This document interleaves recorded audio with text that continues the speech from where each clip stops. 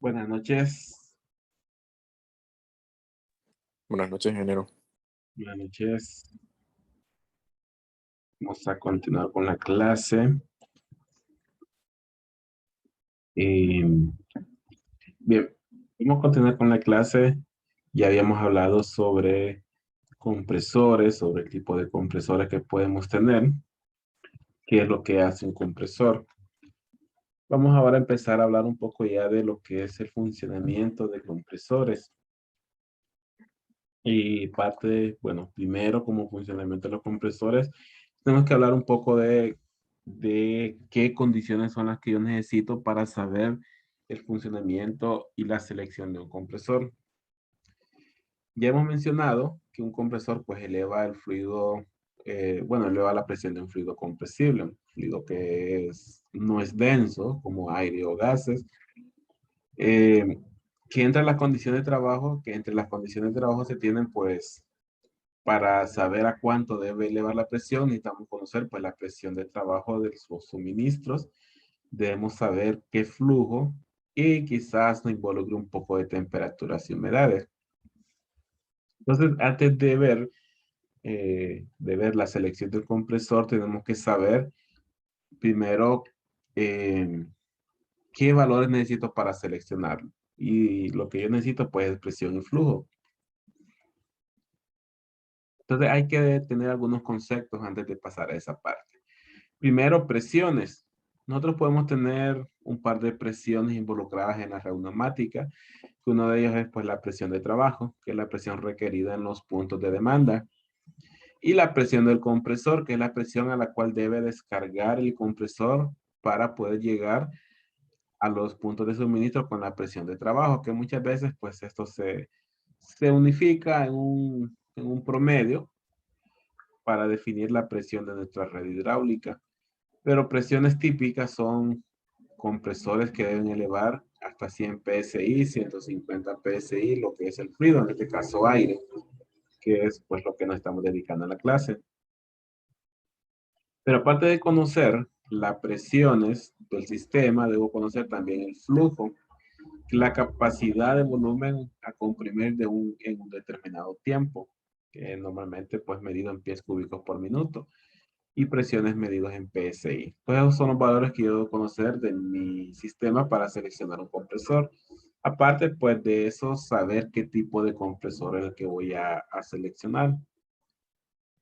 Mucho depende del tipo de compresor, depende de la capacidad de presión a la cual debo llegar y el flujo que debo comprimir. Entonces, entre mayores son estos valores, yo puedo pasar de un compresor scroll a uno de tornillo, o de uno de tornillo a uno centrífugo. Bien, esos son los valores que yo debo conocer. Sobre el flujo sí vamos a hablar un poco más, porque el flujo aquí se maneja un tanto diferente a cómo se maneja en el sistema de bombeo. Sistema de bombeo pues son galones por minuto. No importa si esos galones por minuto están antes o están después de la bomba. Si la bomba toma 100 galones por minuto en la entrada, va a descargar 100 galones por minuto en la salida. Ahora, con un compresor, puede tomar 100 pies cúbicos en la entrada, sea del ambiente, y cuánto va a descargar. Eso no lo sé. ¿Por qué? Porque estamos tratando con fluidos compresibles. Y dependiendo de la presión que descargue, yo voy a comprimir el aire. Es decir, que el aire, aunque tenga la misma masa, va a ocupar menos volumen. Entonces, yo puedo tomar 100 pies cúbicos en la entrada de un compresor, pero descargar 10 pies cúbicos. Si yo comprimo hasta 150 psi. Porque entre mayor presión, más voy a comprimir el aire, menos volumen va a ocupar. Pero también puede ser que yo tome 100 pies cúbicos, pero en la salida yo tenga 20 pies cúbicos. ¿Por qué? Porque comprimí hasta 100 psi. Y puede ser que yo tome 100 pies cúbicos y en la salida yo tenga 50 pies cúbicos porque comprimí hasta 70 psi, por decir algunos valores. Entonces, con un compresor yo no puedo decir lo mismo que el volumen que entra es el mismo volumen que sale. Lo que sí es lo mismo es la masa, pero en la salida esa masa ocupa menos volumen, entonces tengo menos flujo. Entonces hay que agregar en caso de un compresor, cuando yo determino el flujo de capacidad de ese compresor, con cuál volumen voy a irme, si con el volumen de entrada o con el volumen de salida. Ya vimos que el volumen de salida es variable, dependiendo a qué presión está comprimiendo este compresor. Entonces yo no puedo medir la capacidad de un compresor por el volumen de salida, como en una bomba. Yo puedo medir la capacidad de la bomba por el volumen de salida, que debería ser la misma a la entrada, porque el fluido líquido es incompresible. En un compresor, la única forma, o para simplificar, es que midamos su capacidad como el volumen que toma del aire exterior. Ya vimos ahorita con lo que hablamos que yo siempre voy a tomar 100 pies cúbicos. Lo que va a cambiar es la salida. Entonces, la capacidad de flujo de un compresor lo voy a medir como el aire que yo voy a tomar en la entrada y hasta dónde lo voy a comprimir. Por ejemplo, yo puedo tomar 100 pies cúbicos en la entrada y lo voy a comprimir hasta 50 psi. O yo puedo tener 100 pies cúbicos en la entrada y lo voy a comprimir hasta 100 psi. O yo voy a tener 100 pies cúbicos en la entrada y lo voy a comprimir hasta 150 psi. Entonces, así es que yo mido la capacidad de un compresor. ¿Cuánto flujo puede tomar y comprimirlo hasta cierta presión, independientemente de en cuánto volumen se convierta en la salida? Obviamente, aunque yo tenga 100 pies cúbicos, el compresor que le dé más presión a esos mismos 100 pies cúbicos puede tener un compresor más grande, un motor más grande. Eh, También yo puedo tener un compresor de 100 pies cúbicos que levante hasta 50 psi, o puedo tener ese mismo compresor con capacidad de 1000 pies cúbicos que levanten también hasta 50 psi. El que tenga 1000 pies cúbicos, pues va a tener un compresor más robusto porque debe mover más volumen y comprimirlo. Entonces, esas son las formas de definir la capacidad de un compresor. Ahora bien, ¿a qué condiciones va a tomar el aire este compresor? Las medidas o las pruebas que se le hacen a los compresores se hacen en base a ciertas condiciones del aire de entrada. Y nosotros sabemos que las condiciones del aire de entrada, que es, pues, es el aire atmosférico, puede cambiar según la posición geográfica. Entonces ahora, aparte de decir pies cúbicos, debo agregar a qué condiciones es tomado. Uno de ellos es CFM, que es lo que más hemos estado acostumbrados, pies cúbicos por minuto. Esto es pies cúbicos por minuto a condiciones actuales. Es decir, independientemente de a qué temperatura y presión se encuentre el aire de entrada. Pero también podemos tener la medida SCFM, que son también pies cúbicos por minuto, pero a condiciones estándar. ¿Cuáles son esas condiciones estándar? Pues el aire que se encuentra a una presión atmosférica de 14.6959 y una temperatura de 68 grados Fahrenheit. Y también puedo tener pies cúbicos por minuto a condiciones normales, que también es presión atmosférica, pero a una temperatura de 32 grados Fahrenheit. Esta presión, pues, es la presión a nivel del mar, pero a diferentes temperaturas. Entonces, muchas veces nos vamos a encontrar por ahí la capacidad de un compresor o los requerimientos en base a SCFM. Lo único que me están diciendo es que ese compresor tiene la capacidad de tomar cierta cantidad de flujo, donde ese flujo se encuentra a una presión de 14.69 y una temperatura de 68 grados Fahrenheit. Esto pues es la unidad de medida que yo puedo tener en un sistema de aire comprimido. Bien, eso es hablando un poco sobre el compresor. Una vez que yo determino la capacidad de flujo que debe tener mi compresor, y esto me va a llevar pues a un tamaño de compresor, yo debo de aplicar lo que es el secado, que ya vimos hace un tiempo porque debemos sacar el fluido, hace unos días. Pues el fluido húmedo me puede provocar problemas en mi sistema de red de tuberías, en mis equipos de producción, en los puntos de demanda. Puedo tener corrosión en las tuberías también. Entonces yo debo secar el aire lo más que pueda. Va a ser difícil llevarlo a una humedad casi cero, pero sí puedo reducir bastante lo que es el contenido de humedad. Para lograrlo, nosotros tenemos que pasarlo por un secador. Y un secador, aunque hablemos de secar, se nos puede venir a la mente lo que es calentarlo, como para secar el aire, pero no es así. Realmente lo que hacemos es llevar ese aire a las condiciones en el cual eh, no pueda contener humedad. Ya la humedad que puede tener sea menor. Es decir, llevarlo a una humedad relativa del 100% para poder eliminar la humedad específica. ¿Qué me refiero con eso? Bueno, si de cuando llevaron aire acondicionado, humedad relativa es el porcentaje de masa de vapor que yo tengo en el aire con respecto a la masa máxima que ésta puede contener.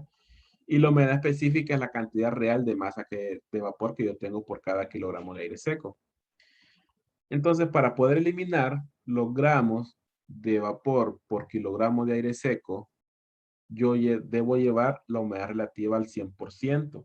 ¿Por qué? Porque si lo llevo al 100%, quiere decir que el aire ya no puede contener más humedad. Y cualquier porcentaje o cualquier exceso de humedad, lo que va a pasar es que se va a condensar. Y al condensarse, pues esa agua que se condensa, la puedo botar y estoy reduciendo los gramos de agua por cada kilogramo de aire seco que yo puedo tener en el aire comprimido. ¿Cómo puedo llevar la humedad al 100%? Pues enfriándolo. El aire, entre más frío está, menos capacidad de contener humedad tiene.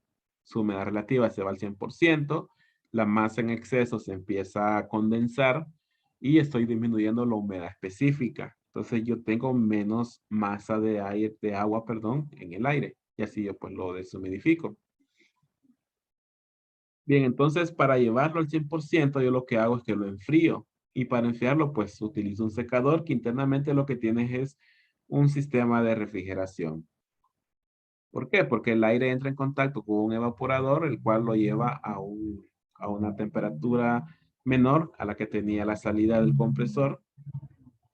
Y de esa forma yo incremento su humedad relativa y cuando llega al máximo empieza a condensarse y empiezo a disminuir la humedad específica. Cuando yo hablo de deshumidificar, realmente hablamos de disminuir la humedad específica, no necesariamente la relativa. Lo que hacemos es disminuir la humedad específica, disminuir los gramos de agua por cada kilogramo de aire seco que podemos tener.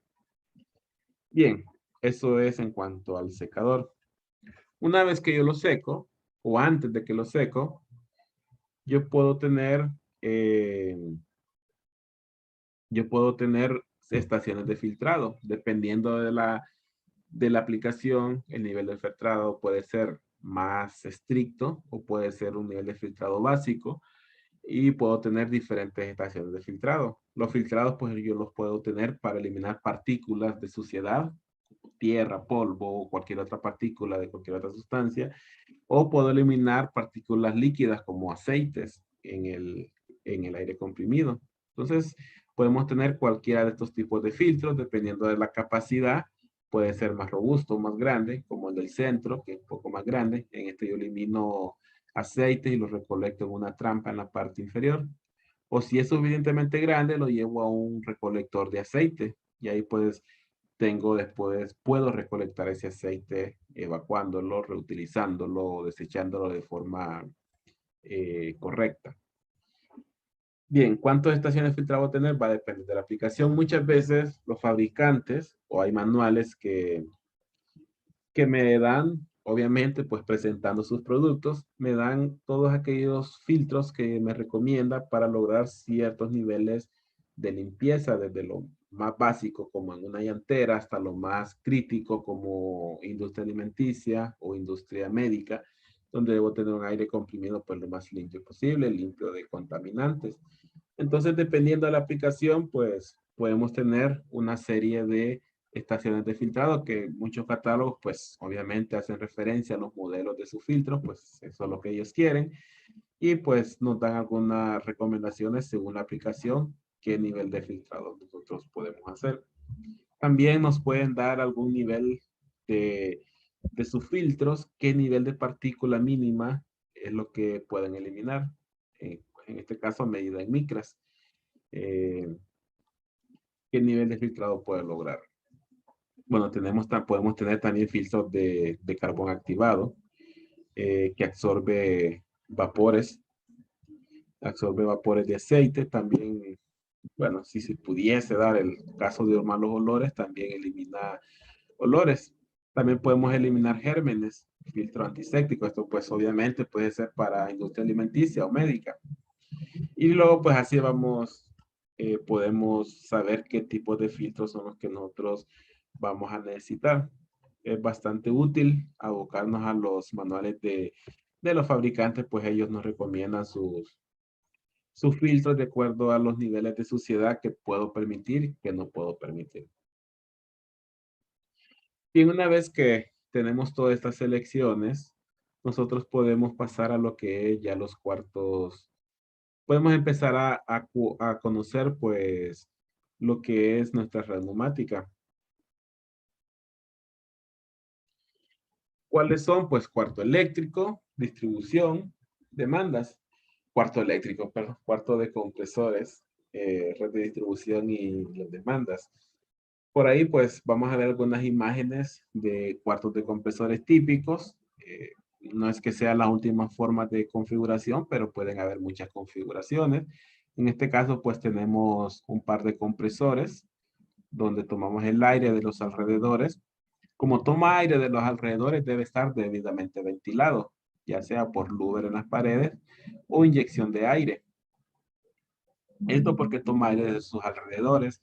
Y si yo tengo un cuarto hermético, lo que puede pasar es que intentan ahogarse, porque en un momento que succionan aire de los alrededores, pero como no tiene ventilación, se va a ahogar. Una vez que lo comprime, en este caso hay un primer filtrado, pues era una primera etapa de filtrado. Luego mando ese fluido que como lo comprimí y la cantidad de masa de agua es la misma, pero en menos volumen, va con humedad específica alta. Entonces lo paso a los secadores, donde lo enfriamos y eliminamos vapor condensándolo. Luego aquí tenemos otra estación de filtrado. Puede ser de partículas, de aceites. Luego salimos a un cabezal donde después vamos al tanque acumulador. A este tanque acumulador, pues ahí va a estar en espera el aire comprimido a que una demanda se active. Si se activan varias demandas y la presión en el tanque acumulador baja lo suficiente, va a arrancar el compresor.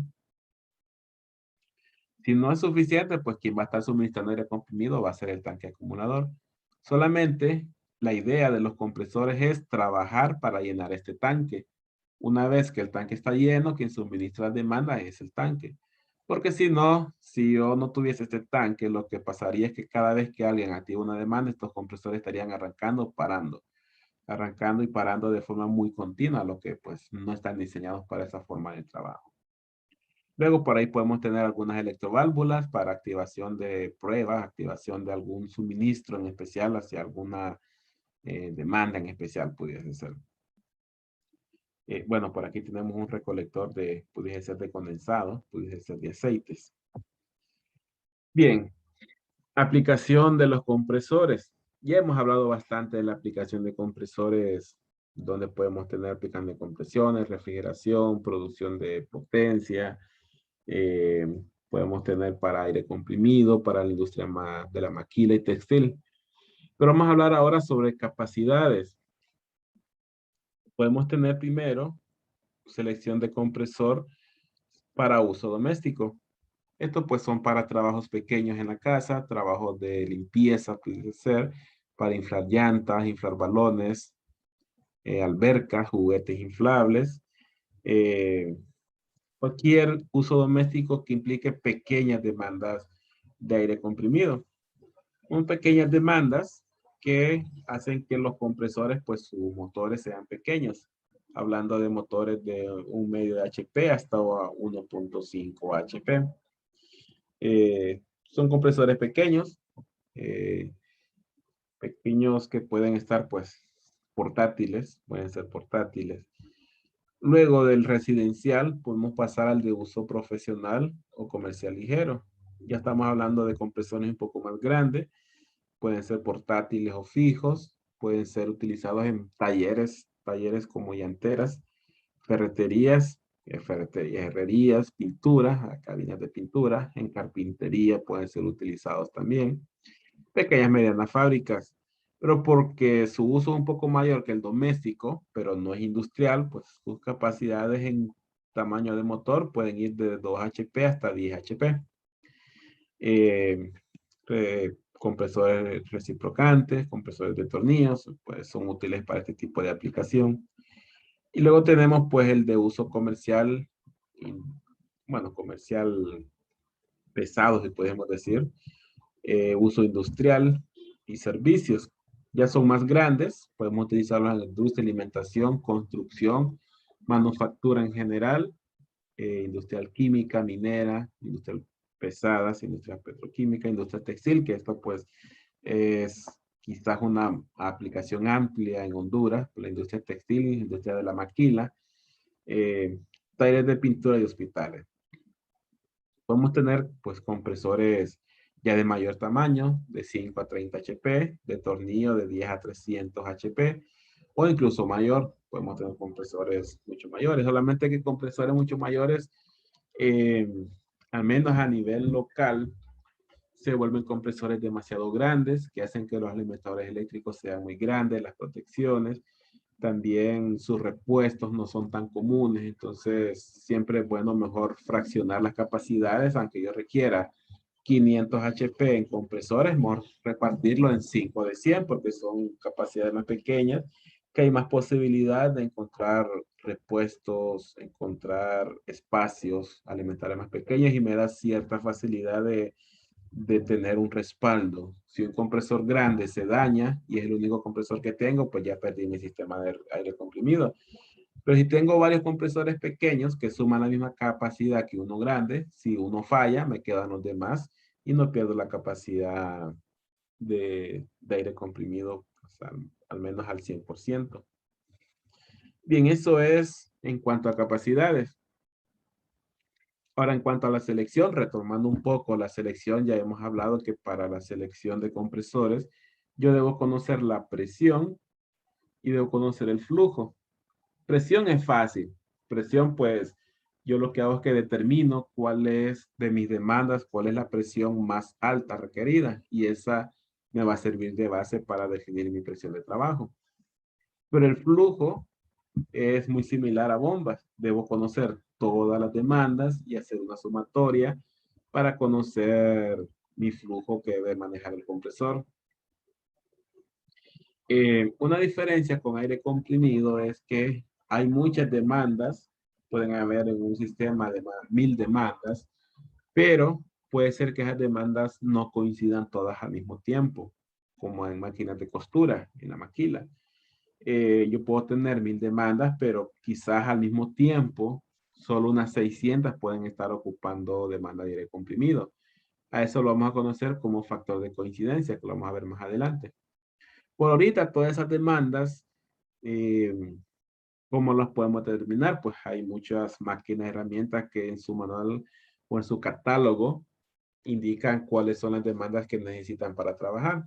Podemos irnos a los catálogos de muchos fabricantes eh, que me van a ir dando cuántos pies cúbicos por minuto son los que nosotros necesitamos.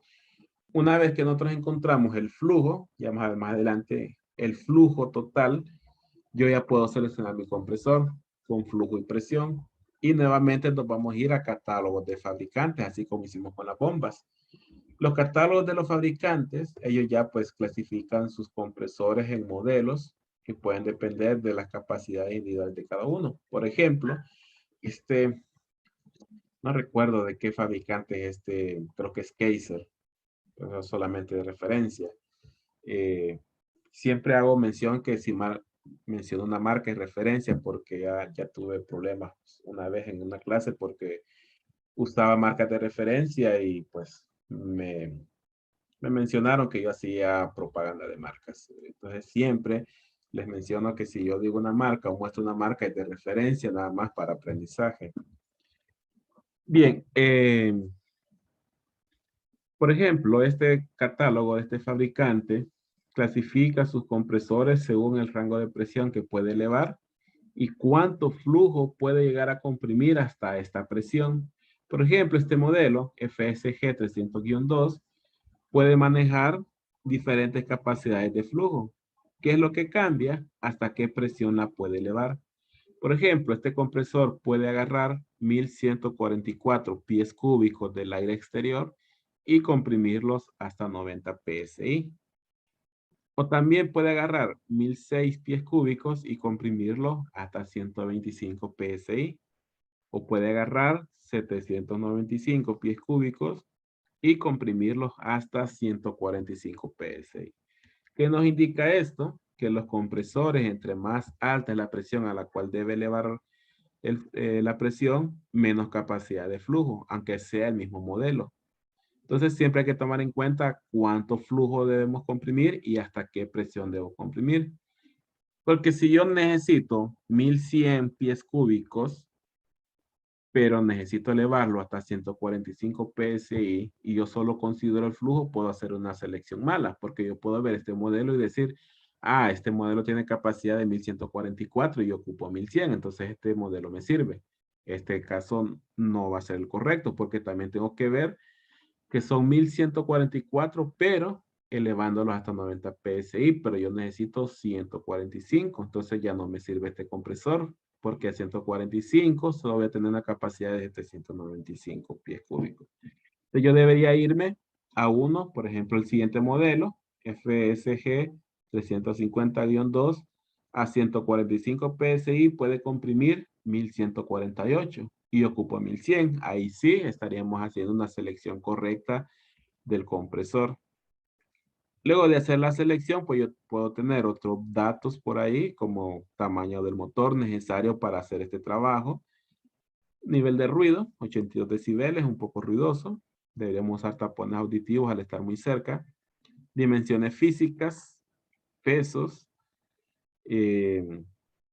del compresor. En este caso, este compresor pesaría 12.677 libras. Esto es importante para saber las bases de concreto o soportes donde va a ir instalado. Bien, eso en cuanto a los compresores, selección de compresores. Podemos tener varios compresores dependiendo de las capacidades de flujo y dependiendo de las capacidades de presión. Aquí no miro la presión.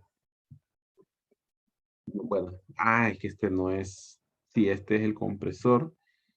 Este, si no me equivoco, es el secador. Bueno, el secador debe ser seleccionado para manejar la capacidad de flujo del compresor o de los compresores. Digamos, si yo selecciono un compresor para 1000 pies cúbicos, yo debo seleccionar un secador para 1000 pies cúbicos. Que muchas recomendaciones de los fabricantes y catálogos técnicos es que no lo deje justo. Siempre deje una holgura del secador con respecto al compresor, que puede ser de hasta un 30%. Si yo escojo un compresor para 1000 pies cúbicos, voy a seleccionar un secador para 1300. Eso pues por cualquier eventualidad. También puede pasar de que si el compresor llega a perder capacidad de compresión, ya vimos que a menos presión el compresor podía producir más flujo. Entonces el secador debe estar con la capacidad suficiente de poder absorber ese pequeño porcentaje de error, que sería considerado hasta un 30%. Bien, ¿cómo llego yo a la capacidad de flujo? Ya sabemos que debemos tener, pues, eh,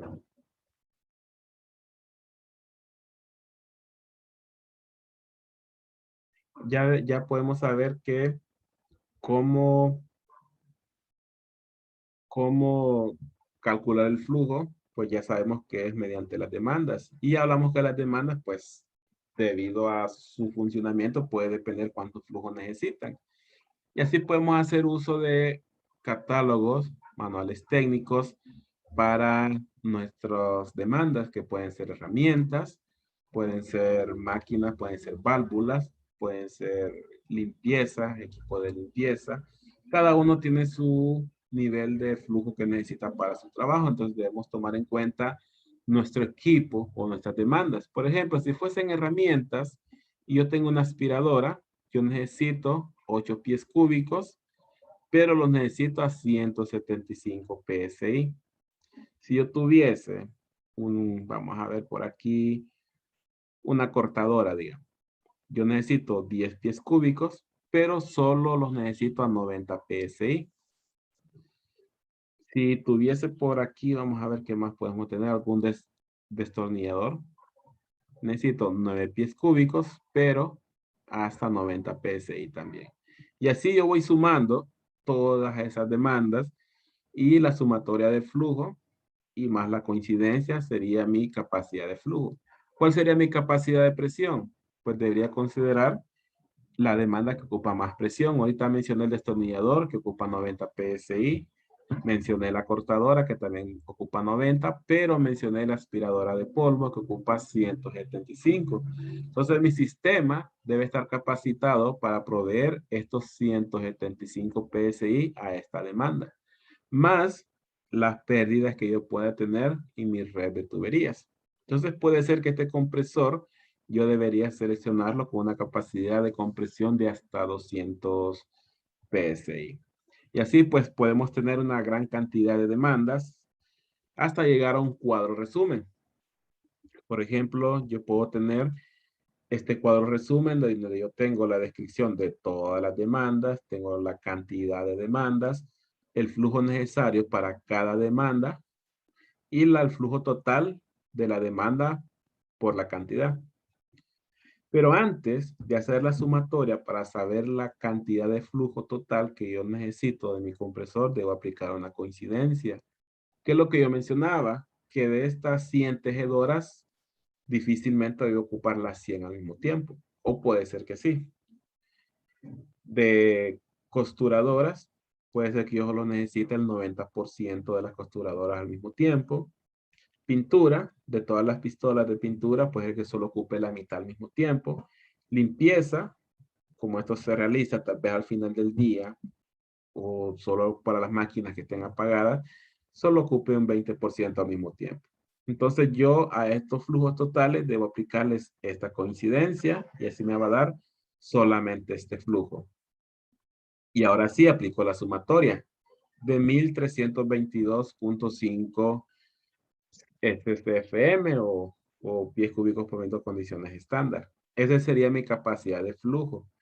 ¿Qué pasa si yo sumo estos flujos sin tomar en cuenta la coincidencia? Yo debería tener 750 más 800 más 125 más 60. Mi capacidad de flujo sería de 1735 CFM. ¿Es mucho mayor? Bueno, quizás un 40% mayor a 1322. Esto me puede provocar un sobredimensionamiento de capacidad de compresores. Quizás yo escoja 2 compresores, pero con este yo pueda escoger solo uno. Entonces, por eso hay que tener cuidado con las coincidencias. Ahora, esta es mi capacidad de flujo. ¿Cuál sería mi presión? Pues lo voy a tomar en cuenta la demanda que ocupa mayor presión, que sería el de la herramienta, que es 90 PSI. Pero siempre tengo que darle la holgura debido a la caída de presión que yo puedo tener por tuberías y accesorios. Entonces, en ese caso, pues aquí yo seleccione una presión de trabajo de 100 PSI. Realmente yo debería calcular la pérdida. Aquí yo estoy considerando que puedo tener 10 PSI de pérdidas a lo largo de toda mi red. Bien, yo creo que los llevo bien rápido. Los llevo un poco rápido con este aire comprimido, pero vamos a ver. Ya vamos a terminar por hoy. Nos faltan unos 5 minutos más. Bueno, con esta diapositiva nos vamos a quedar por hoy. Estas son las demandas para que vayamos a conceptualizar durante la noche o mañana. Vamos a hablar por último con esta diapositiva para identificar cuáles, aunque yo creo que ya hemos hablado un poco de ellos, identificar cuáles son las partes de la red neumática que ya hemos hablado cada uno de ellos. Cuarto de compresores, pues ya hemos hablado que es el lugar donde se da el aire comprimido, que aquí nosotros podemos tener el compresor, secador, las estaciones de filtrado y mi tanque acumulador. Las demandas o requerimientos, que ya hemos hablado de ellos también, son los puntos finales donde yo necesito aire comprimido, que pueden ser máquinas de herramientas, pueden ser válvulas, pueden ser equipo de limpieza, puede ser máquina de maquila, textil. Red de distribución, que es toda mi red de tubería que interconecta el cuarto de compresores con mis demandas. Y por último, un control de condensado, que esto pues aquí podría estar incluido lo que es el secador, pero también había mencionado en alguna clase anterior que aunque yo elimine humedad en el secador, siempre llevo humedad del aire. Y yo puedo tener condensación en la red de distribución. Entonces hay ciertos arreglos que yo debo tener para poder evacuar ese condensado, que la mayoría son trampas de condensado. También puede pasar que cuando se apaga este sistema, porque quizás ya terminó la jornada de trabajo, el aire comprimido que queda adentro de la tubería, después de horas de estar en reposo, puede condensar el aire o la humedad que tiene el aire. Entonces también debo evacuar ese condensado. Eso, ¿cómo puedo hacerlo? Pues lo vamos a ver en las diapositivas finales. Bien, nos vamos a quedar por aquí. Realmente, bueno, vimos rápido esto porque realmente ya hemos visto algunos de estos elementos, estos elementos por separado. Bien, nos vamos a quedar por aquí ahora. Continuamos mañana martes. El miércoles no tendríamos clases porque tenemos examen de refrigeración. Aparte de que coincide con la hora, también hay compañeros que pues llevan la clase de refrigeración. Entonces, para no perder la clase, no vamos a tener clases el miércoles. Vamos a tener clases mañana. Y creo que el lunes terminaríamos con las clases ya del periodo. Solo nos quedaríamos pues con lo que son, que ya tenemos asignados los proyectos. Bueno, tenemos enumerados los proyectos, nos falta ya solo asignárselos a cada grupo. Ya terminando esto, pues ya están libres para poder trabajar en los proyectos, que ya tenemos los planos por ahí para asignárselos. Bien, no sé, alguna consulta, si no, pues nos vemos mañana.